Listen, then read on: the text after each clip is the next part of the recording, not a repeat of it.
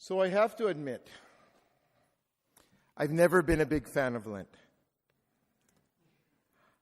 When I was a kid, every time Lent came around, we heard the message to pray more, to fast more, to give alms more often. Now, I have nothing against that, because I actually think that prayer, fasting, and almsgiving are very good things.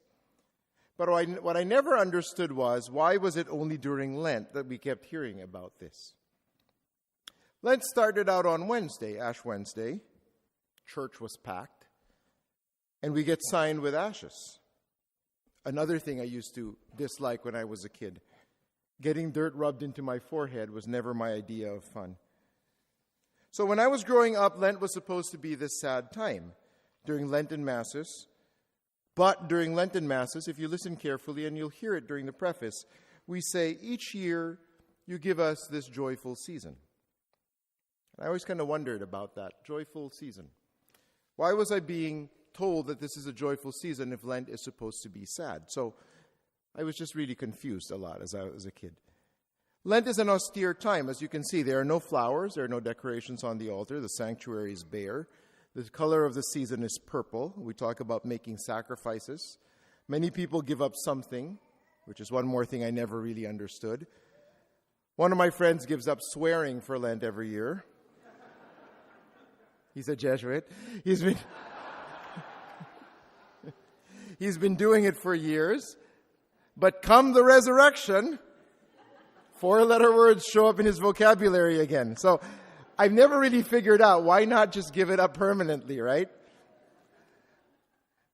Many people see Lent as a preparation for the celebration of the passion, the death, the resurrection of Jesus Christ, which is in itself an interesting topic, death. Somebody once said, I'm not afraid of death. I just don't want to be there when it happens. So death is not on most people's top 10 conversation lists. So you see where I'm coming from. I was just never a big fan of Lent. Somewhere along the way, something changed. And that something, curiously enough, was a death. My grandfather died 32 years ago. He was probably the single greatest influence in my life at the time. I've worn his watch ever since. It's a constant reminder of just how much he loved me. He was my hero like nobody else was. As you boys usually idolize their grandfathers, and that was very true of me. When I was in high school, he got sick, and my whole world got turned upside down. He was diagnosed with a brain tumor. He needed surgery right away, and we almost lost him during the surgery. He recovered very slowly, but he was never quite the same person that he had been before that. It was during this time, because I went to live with my grandparents at the time, I came to know my grandfather as a human person, rather than simply as the hero of my youth. He was a vulnerable man who cared very deeply about his family. He read the Bible every day, and he loved his grandchildren. He kept pictures of us. He had a glass top on his desk, and he had pictures of us underneath. Pictures of our first communions and graduations and things like that. He had very regular habits, I was to find out.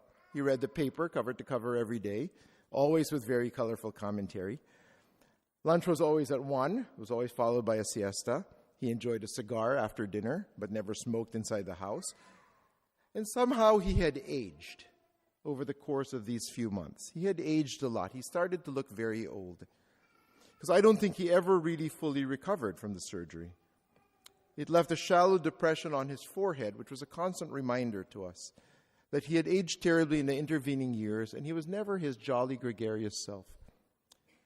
And it is this old man, this grandfather, who my brothers and sister and many of my younger cousins remember.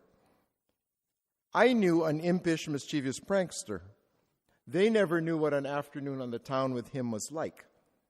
I knew how silly he could get, and all they remembered was a tired, gentle, caring old man who loved them, which in itself is a great memory. But the man was more than that. I know that my youngest brother says he remembers a man who was stooped, whose gait was measured, whose hands shook. But he remembers my grandfather's smile. He's actually told me that the only memory, clear memory he has of our grandfather is that smile, which was infectious. It was genuine. And if I were asked to make a choice, that is really the one memory of my grandfather I'd like to keep. So how did my grandfather's death change my experience of Lent? I guess because it served to remind me of my own mortality. Ashes remind us of who we are, that God made us out of dust, and to dust we shall return. And even though I don't have my grandfather anymore, he's very much alive in me and has been all these years.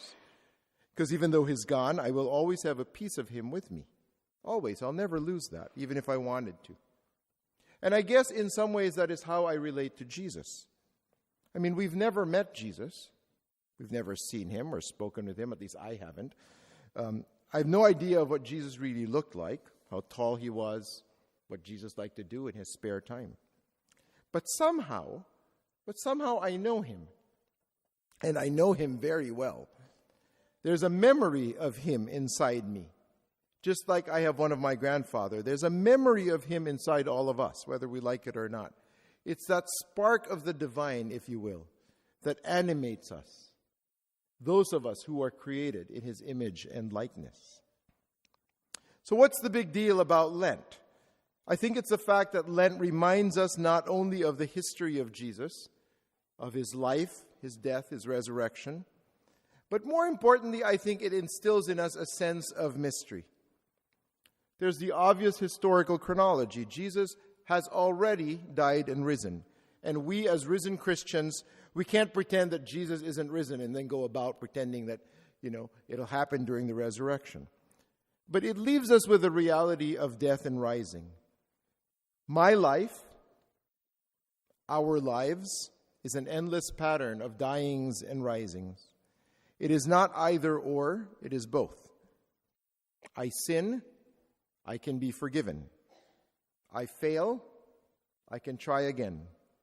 I die, I will rise to eternal life. Lent reminds me to keep looking for that memory of Jesus inside me and to nourish it. Lent reminds me to live my life as Jesus did. On my desk at home is taped a quote: "To see in every person I meet the face of Jesus," because I need to be reminded of that constantly. Which is why more and more through the years, I've come to recognize the big deal about Lent.